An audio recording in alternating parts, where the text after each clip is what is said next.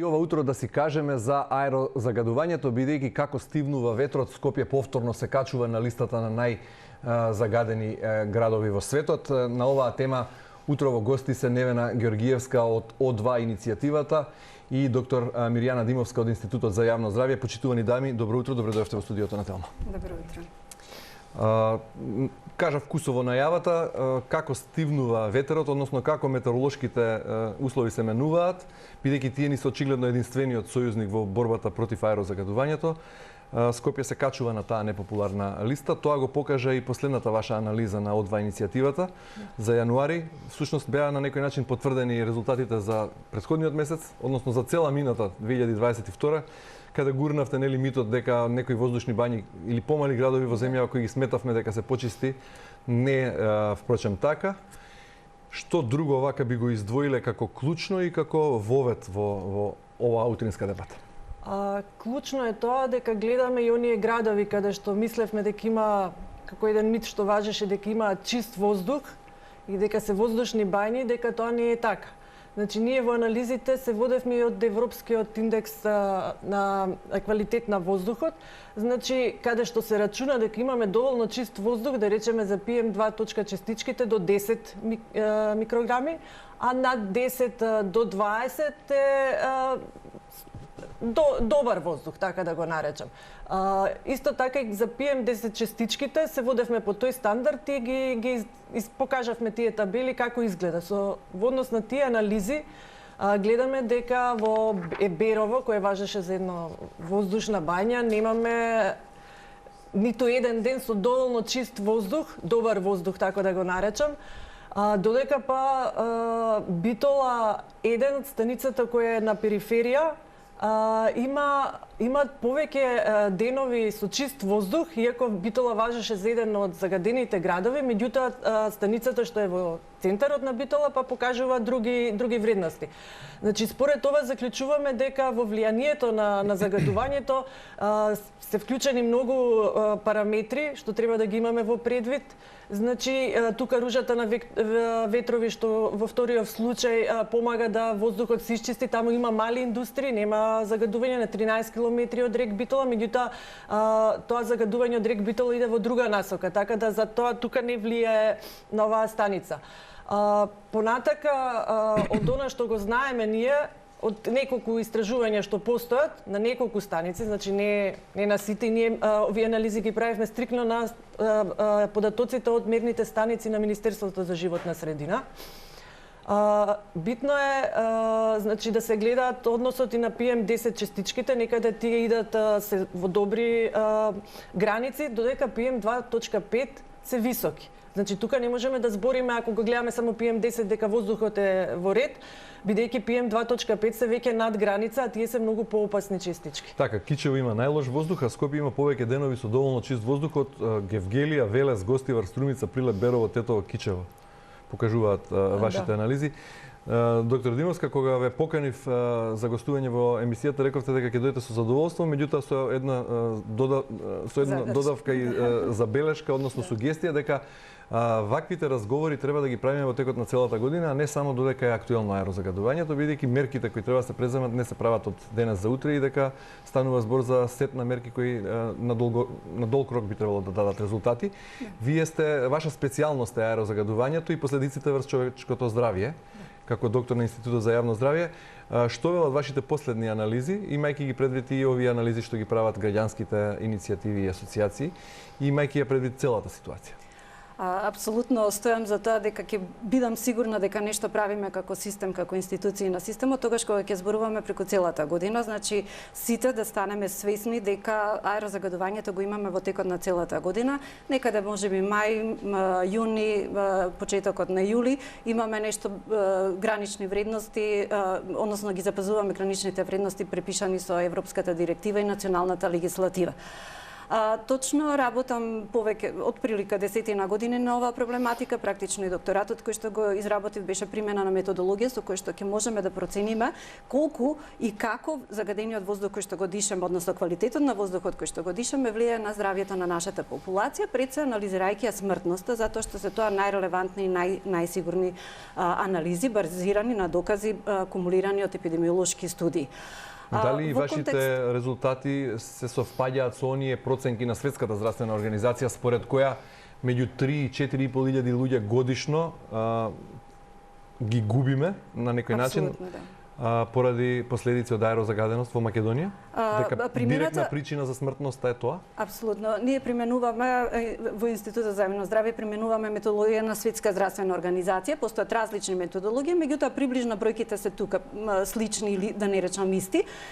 Во корелација сме со нодите на Европската агенција за животна средина, меѓутоа една мала корекција, значи тоа беше проценка за 2019 дека 3400 луѓе годишно губиме само заради експозиција, односно изложеност на PM2,5 честички.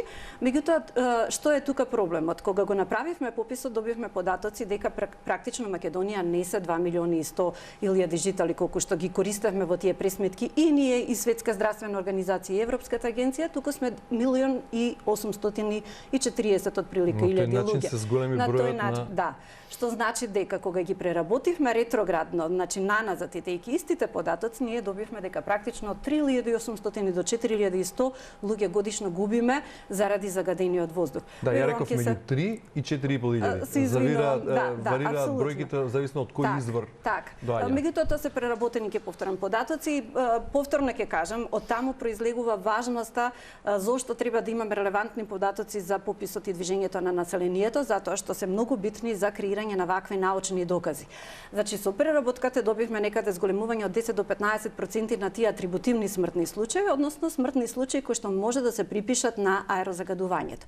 Ние не можеме со тие методологии да кажеме кој починал заради загаден воздух, меѓутоа верувам ќе се сложите дека е тоа огромна бројка која што во процент како процент од вкупната на смртност се движи од 17 до 19% од вкупната смртност. Не сме воопшто единствен живот е загуба за едно општество, не само за семејството, а камоли замислете 3400 па и 4400 луѓе да губите годишно, а што е најбитно затоа што се тоа превентабилни смртни случаи. Значи можете многу лесно со конзистентни, долгорочни и навистина посветени мерки да ги спречите и да не ги губите тие луѓе. И во анализата на О2, а и од сите истражувања досега направени на темата, можеме да заклучиме дека главна причина за загадувањето во зимските месеци е загревањето, односно греењето, начинот на греење. И препораките и во таа смисла на сите релевантни институции и граѓански асоциации е дека треба итно да се најде начин да се замени начинот на греење во текот на зимските месеци и да се заострат стандардите кога станува збор за индустријата. Кога би ве прашал генерално, ако го тргнеме настрана греењето, каква е регулативата на овој план? Дали законите што ја штитат животната средина и пред се квалитетот на воздухот се усогласени со европските закони? Дали се европски законите во Македонија? Или треба да се менуваат? Така викаат дека се европски, дека се согласени, меѓутоа во нашите закони обично некои работи не се добро дефинирани. Казните сметаме се уште дека се мали и најмногу што ни недостасува е тоа имплементација на законите и потоа да следиме како дали имаат фалинки, каде се тие фалинки да ги коригираме. Затоа и прашувам, дали имаме добри закони кои не се спроведуваат или пак и законите какви што се не се доволно европски? И едното и другото. Сега дали се европски, ние треба да ги прилагодуваме на нашето подневје. Не може да користиме секогаш се подеднакво исто, да видиме како се имплементира, каде е кај нас проблемот. Докако постојат други проблеми, треба тоа да се става, да се додаде во законите. Конкретно рековте, ние немаме национален план за намалување на аерозагадувањето. Последниот бил од 2013 до 2017, се носи на 5 години. Значи од 2017 до 2023 до денеска 5 години сме немале, а веќе оваа година требало уште еден да се донесе. Ние такви планови немаме. Значи тоа мора да се направи една национална стратегија како да се намали и да биде усогласена со локално ниво. И тука да биде точно дефинирано кои се плановите, како ќе се спроведуваат, да имаме параметри кои ќе ги следиме како дали навистина се спроведуваат, Дали е тоа доволно и кои се резултатите кои ги очекуваме во наредната една, прва, втора, трета и пета година. Значи потребно е тука да се воведе намалување или пренамена на грењето, значи да се исфрлат овие што ги спомнате, мазут, нафта. Тоа сакав да се надоврзам, ако ми дозволите, Кусо, само кога ја објавивте вашата анализа на некои од социјалните мрежи, некои од веројатно поупатените граѓани се надоврза со своји сугестии и препорача дека за да се намали аерозагадувањето треба да се донесат итни мерки, да се изменат некои закони и да се донесат итни забрани за увоз на секаков вид на отпад од Европската унија. Потоа итна забрана за користење на секаков отпаден материјал како погонско гориво, итна забрана за транспорт на секаков отпаден материјал преку територијата на Македонија, забрана за увоз на нафтен кокс и забрана за користење на нафтениот кокс како погонско гориво. Да се забрани увозот на стари гуми, да се забрани увозот на текстилен отпад и така натаму. Нудат серија на мерки некои од очигледно поупатените граѓани. Имате ли сознанија на дали ова е дозволено во Македонија, зошто е дозволено и како е во другите европски земји? Значи во законот тогаш имавме и повеќе граѓански здруженија кои се обединивме, баравме, се донесе во собрание една измена на законот каде што беше забрането да се увезува отпад кој би се користел како енергетски енергенс. Меѓутоа за домашниот отпад немаме таква забрана и на некој начин отпадот домашен и треба ние не да го мислам освен согорување во секаков технолошки процес да го преработиме ако идеме на тоа оддржливост. Меѓутоа во таа што спомнав план или стратегија што треба да ја направим да имаме како држава треба да се евидентираат сите овие случаи, значи колку имаме такви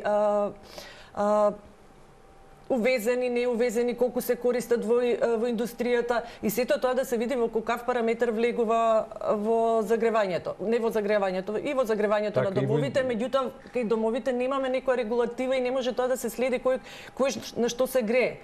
Мислам, тука исто имаме пропусти. Не може никој во сопствениот дом да ти влезе да проверува и да ти забрани. Значи, кога веќе збориме за пренамена на грењето, мораме да им дадеме ние и алтернативни начини на загревање, да се потребни се многу средства да се пренамени, да се понуди и на граѓаните и на оние институции кои се под државна надлежност и под локална надлежност, мислам да се пренамени овој начин на грејење, на загревање и да се оди на она чиста енергија.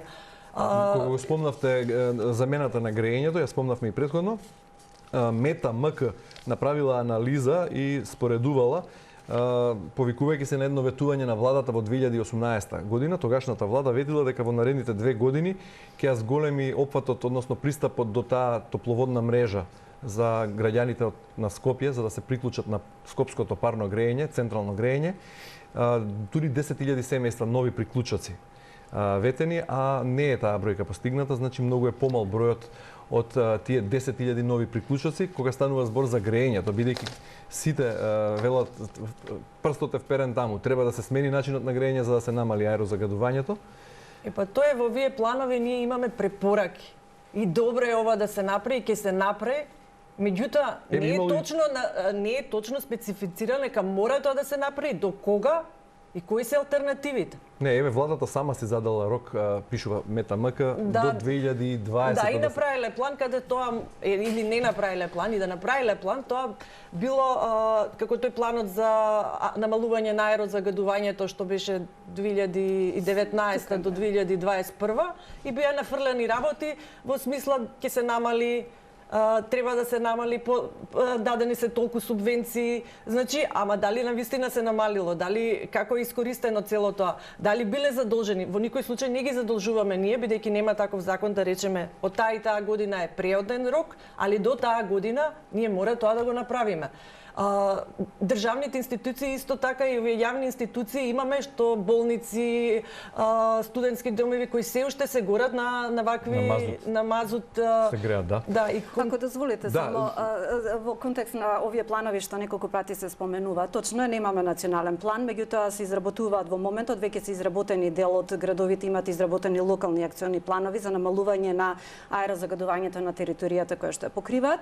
Меѓутоа и да го имаме тој што го имавме решивме на вистина бе подобри да го немаме, затоа што тоа беше еден план во кој што беше предвидено дека аерозагадувањето во Скопје ќе се намали за 50%. Без намера да звучам саркастично и иронично, првиот момент кога некој за една година ќе успее да го намали загадувањето за 50%, во моментот треба да добие Нобелова награда во некоја област од понудените. Колку е реалниот период? Реално ова намалувањето треба да иде постепено. Меѓутоа ние веќе доволно време имавме да се адаптираме и да превземеме мерки кои што ќе дадат плод.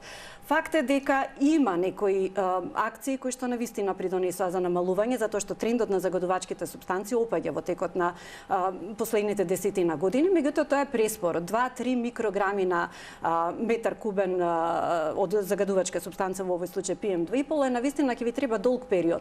Меѓутоа во тоа најголем сојузник, како во вашата најава, како што кажавте, е климата, климатските, метеоролошките услови. Имаше некои подобрувања кога се воведоа мерки, гасификација на топланите, мерки кон построга контрола на индустријата и така натаму. Да, и филтери, тоа имаме ние во податоците, каде што има постојано филтери, веќе ги немам ние драстични. Да. Меѓутоа, навистина е смешно и се уште тој план стои на веб страната на Министерството за животна средина, во која што се заложуваме дека ќе го намалиме аерозагадувањето за 50%. И тоа е невозможно.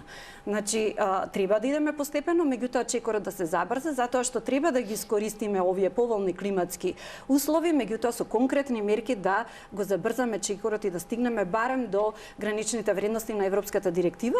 Конкретно во градот Скопје сме некаде блиску до тие вредности, меѓутоа имајте во предвид дека Европската унија, односно комисија, работи во моментот на ревизија на директивата за квалитет на воздух, така да повторно ќе не оддалечи од досега постигнатото, затоа што ќе ги спушти граничните вредности, затоа што во 2021 година Светска здравствена организација го симна граничната вредност на само 5 микрограми загадувачка супстанца, односно PM2,5, што значи дека ќе не оддалечи повторно далеко од тоа што досега сме го постигнали, ќе треба уште многу време да помине да стигнеме до новите препораки кои што ќе ги даде Европската комисија, односно директива. Имате ли во вашите истражувања наназад гледано како било аерозагадувањето и последиците врз здравјето на луѓето во изминатите пред тие последни 10 години во кои велите дека има незначително подобрување во квалитетот на воздухот? Како била смртноста пред 15 години? Има статистика на Институтот за јавно здравје? За жал, податоците ги добиваме некаде од 2014-15 година. Може да се отиде ретроградно, меѓутоа анализите кои што ги правиме, значи датира тука некаде од 2014-15 до денешен ден. Податоци, имаме добра серија податоци за еколошките податоци во смисла квалитет на воздух од пред 2010 веќе имаме како институт добра серија на податоци, може да се направат анализи. Меѓутоа, една од определбите на зелениот договор на Европската унија е практично да намалите смртност, атрибутивната смртност за која што зборувам, за 50%. Согласно нивните податоци, ние добро напредуваме и навистина до 2030 можеме да постигнеме намалување за 50%. Се замислете, од 2005 до 2030 даваат рок да намалите за 50%, а вие имате план во кој што велите дека за една година ќе намалите нешто за 50% за аерозагадување. Добро, кога разговарате со надлежните, веројатно сте имале средби на такво ниво. Што велат тие кога им ги презентирате резултатите од Институтот за јавно здравје, кои се совпаѓаат со оние на Светската здравствена организација за енормно високата смртност како последица на аерозагадувањето во Македонија?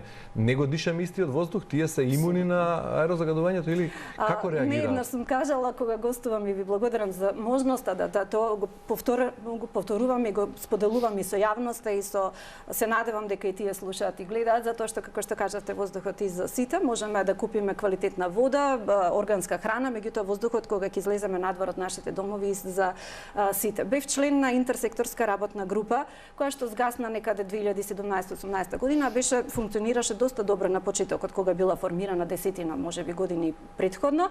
Меѓутоа во последните години стана вистинско мачење да се учествува во таа интерсекторска работна група, затоа што станавме тело кое што само требаше да донесува и минува одлуки донесени некаде во некој кабинет, да, советници, мала група на луѓе.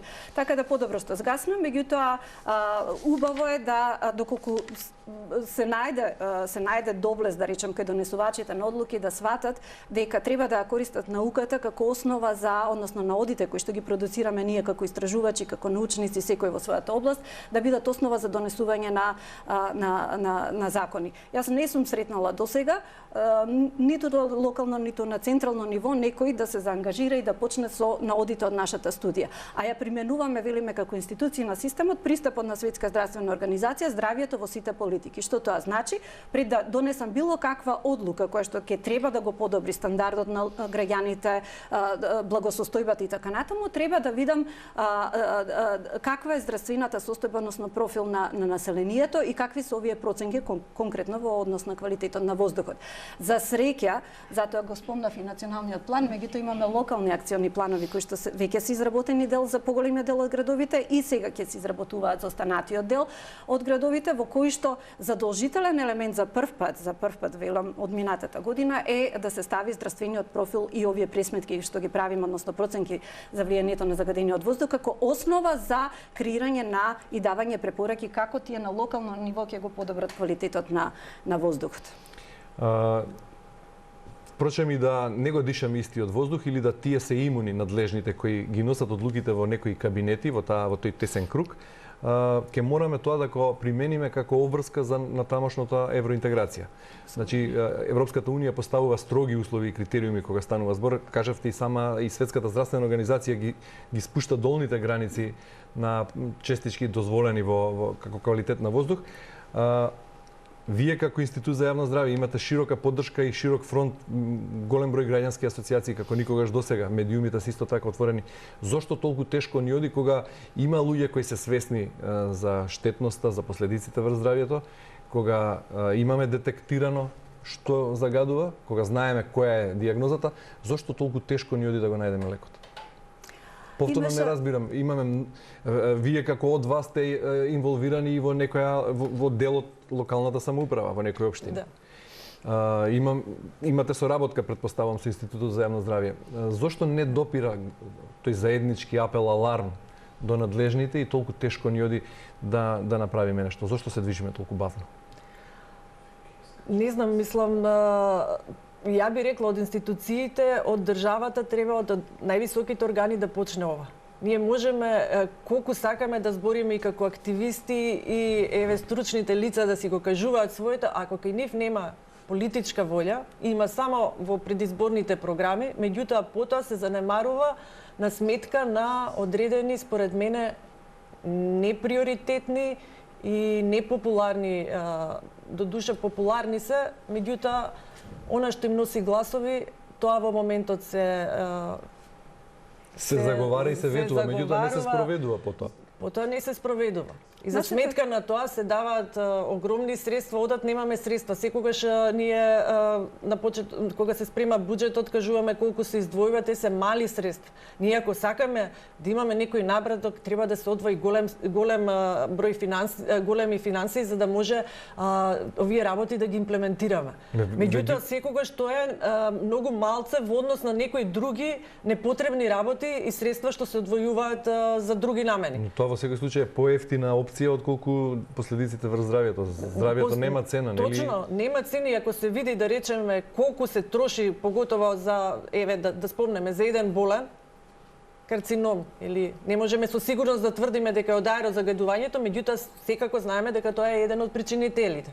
Значи, ако се види колку средства се трошат, нас како држава многу поскапо не чинат овие работи, отколку да ги преземеме, да дадеме доволно средства, за може овој проблем според наши пресметки, може за 10 години да дојдеме ние, ако имаме правилен план и стратегија, да 10 години да дојдеме на намалување на аерозагадувањето. Кога можел Пекинг, кој е милионски град, за 20 години мислам дека некаде е целиот план да дојде на ова ниво, зашто не би можело Скопје и другиве помали градови да дојдеме на тоа ниво. Само ако се сака и треба да се преземат, да имаме план и добро да го имплементира. Сакате да се надоврзате нешто? Сакам, да. Веќе пресметки постојат уште од 2013-14 година. Економските пресметки за жал се уште не ги прават меѓународни организации. Светска банка очекував подобрување од последниот извештај во 2019 го објавија, меѓутоа не само што не сме се подобриле во однос на економските трошоци, туку имаме и влошување. Претходниот нивен извештај велеше дека 3 до 5,5% од бруто националниот производ трошиме само заради овие смртни случаи. Значи тие проценки нивни економски на економските трошоци колку како држава губиме се однесуваат само заради луѓето што сме ги изгубиле, заради тие 3 до 4.000 кои што ги споменуваме. Очекувајќи дека ќе имаме подобрување, не само што немаме подобрување, имаме влошување. Нивниот последен извештај вели од 5 до 8,5% од вкупниот бруто национален производ трошиме заради смртните случаи. При тоа не ги земаат во обзир отсуството од работа, отсуството од училиште, болестите, лековите кои што ги трошиме, трошоците поврзани со лекување на пациентите и така натаму. Значи тоа се некаде од прилика 750 милиони долари годишно губиме заради овие предвремени смртни случаи. Добро, кога станува збор за трошоците, односно за последиците врз здравјето, Македонија помина низ ковидот многу полошо отколку некои други земји со сличен стандард или животен стил и навики. И дел од објаснувањето на експертската јавност беше дека станува збор за општото здравје на нацијата, или пак и тука имаше голем удел аерозагадувањето. Абсолютно. Дали сме нездрава нација бидејќи имаме прекумерна тежина и нездрав стил на живот, или пак и аерозагадувањето придонесе за поголема смртност во текот на ковидот? Видете, ковидот не беше огромна можност на нас истражувачите да видиме што се случува со здравствената статус и популација, како ќе изреагира на ваква неочекувана, значи непредвиден експеримент кој што истражувачите го искористија за генерирање на нови докази. Сите студии без исклучок досега до овој момент покажаа дека најголема смртност имаше во земјите кои што или се високо развиени индустријски земји, да речеме северот на Италија, Шпанија и така натаму, една од причините е долготрајната изложеност на загадениот воздух. Така да точно една од причините за смртноста која што имавме е и претходната наша долгорочна, долготрајна експозиција, односно изложеност на квалитетот на воздухот, затоа што години наназад, децении наназад ние сме изложени на не толку добар квалитет на воздух. Меѓутоа, тоа беше момент да испитаме и како превземањето на одредени мерки ќе доведе до подобрување или не. Апсолутно се сложувам со вашата констатација дека и ние со нашите навики, односно животни стиливи и однесување придонесуваме кон таа зголемена смртност, затоа што нееднаш слушнавме дека колегите клиничари, особено инфектолозите, кога зборуваа за смртните случаи кои на дневна основа ги губеа, зборуваа дека главен ризик фактор е дебелината. Значи дебелината, физичката неактивност, животните стиловите како придонесоа кон смртноста, меѓутоа ниеднаш во тој момент не слушнав дека аерозагадувањето се става во корелација со смртноста која што имавме, а беше прилично висока. Дојдовте до такво сознание во некоја од анализите или? За жал, еве 2 години не можеме се уште да добиеме на дневна основа смртни случаи, затоа што за таквите проценки да бидеме сигурни колку од тие смртни случаи дали во текот на зимските месеци кога аерозагадувањето поголемо била зголемена смртност? Не треба дневни податоци. Ние како институт ги агрегираме на дневна основа податоците за смртност, меѓутоа не еднаш се случи да речеме смртни случаи кои што починале пред еден месец да се стават во еден после еден месец ден, што е намалува статистичката значајност и вие сте едноставно рацете ви се врзани и не можете да ги искористите. Меѓутоа, ковид периодот беше интересен за мене како истражувач, направив студија за како локдаунот, односно заклучувањето на градовите влие на квалитетот на воздухот. Ќе повторам, не сметам и студиите тоа го покажа дека локдаунот не треба да биде мерка за, може да биде во исклучително ретки случаи, например организација на Олимписките игри во Пекинг и така натаму, покажа дека се заклучува градот и едноставно сите активности се стопирани, меѓутоа за краток временски период. Сите економски студии од појавата на ковид пандемијата наваму покажаа дека тоа не е добра мерка, затоа што има индиректни последици врз здравјето на населението, затоа што се намалува економската стабилност на самото население и не смее да се користи како мерка за намалување, па макар и краткорочно. Што покажа нашата анализа на Институтот за јавно здравје, покажа дека најголеми ефекти од локдаунот проблемот имаме практично во градот Скопје со прекинувањето на движењето на населението.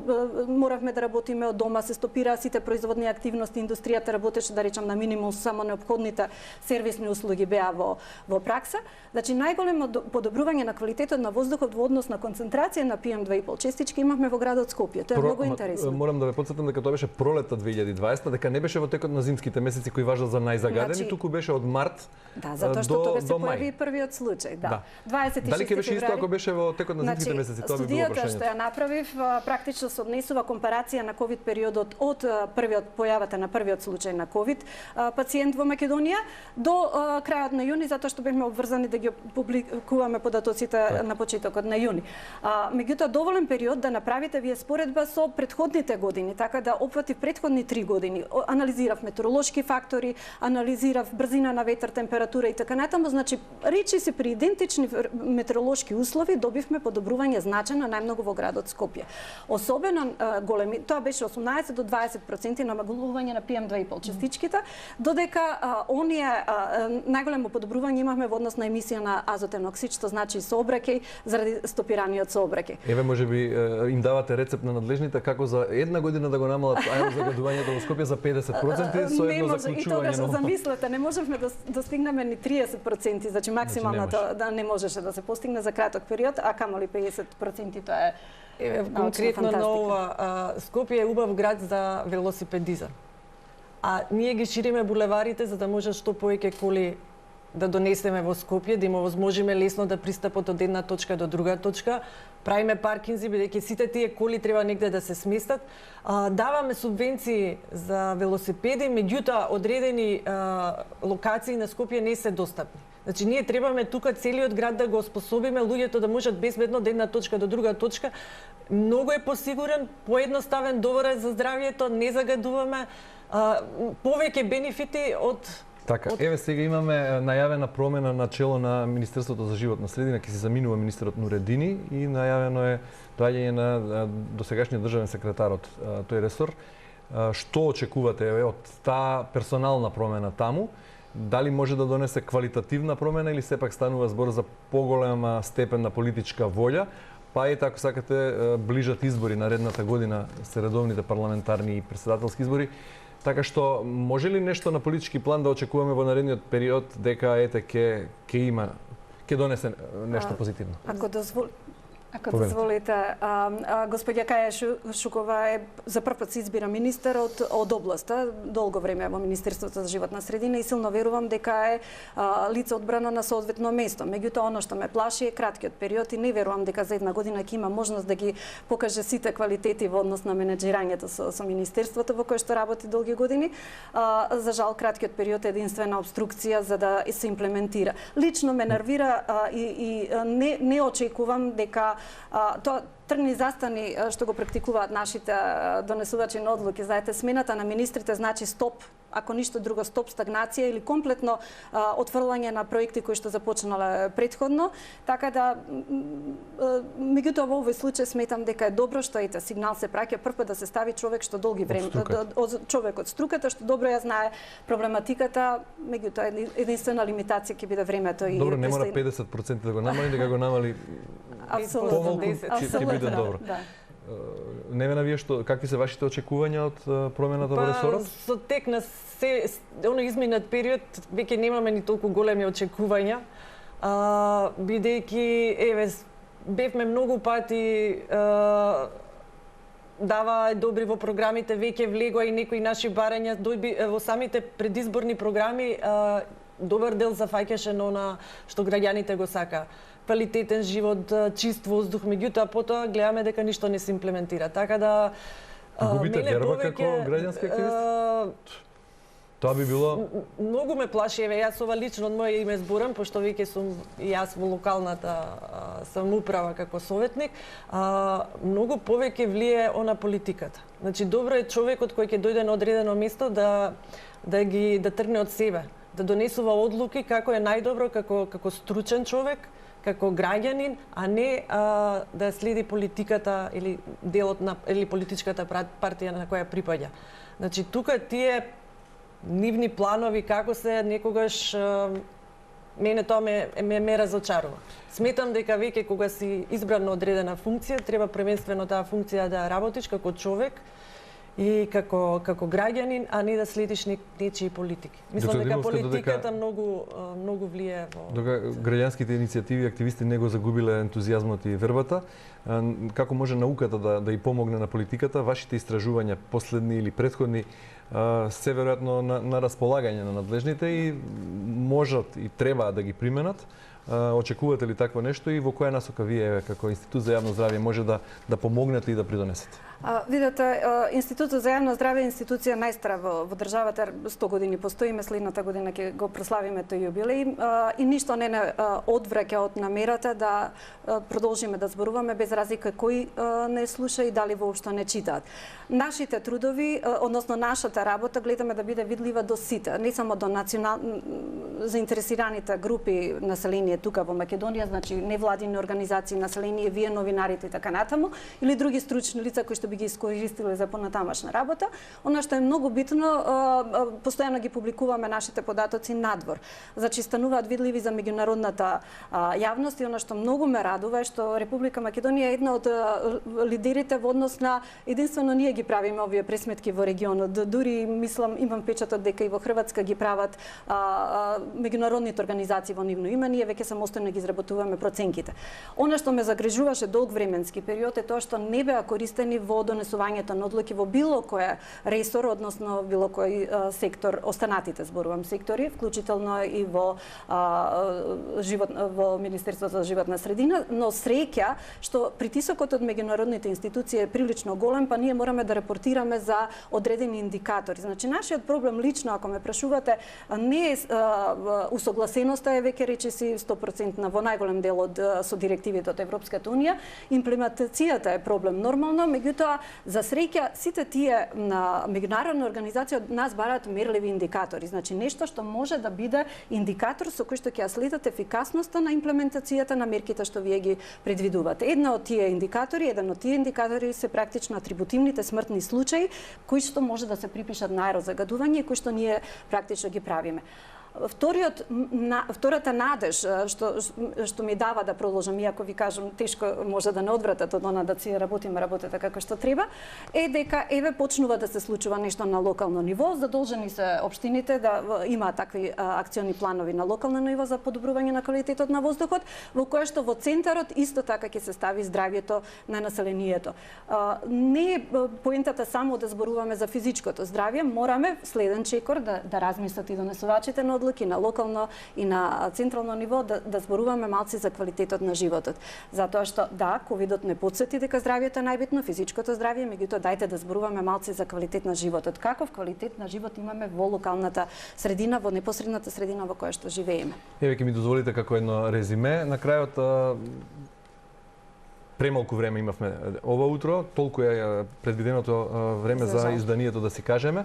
Меѓутоа се согласувам со вашата забелешка и еве како утринска нателна остануваме отворени и имате отворена покана за најмалку 2 пати месечно, а можеби еднаш седмично да гостувате тука и да зборуваме за аерозагадувањето од сите аспекти. Значи да фатиме еден аспект во наредното издание и да го елаборираме тој, се со цел да влијаеме колку што можеме сите во нашите можности до надлежните и да испратиме порака за да се движиме побрзо, меѓутоа да делуваме.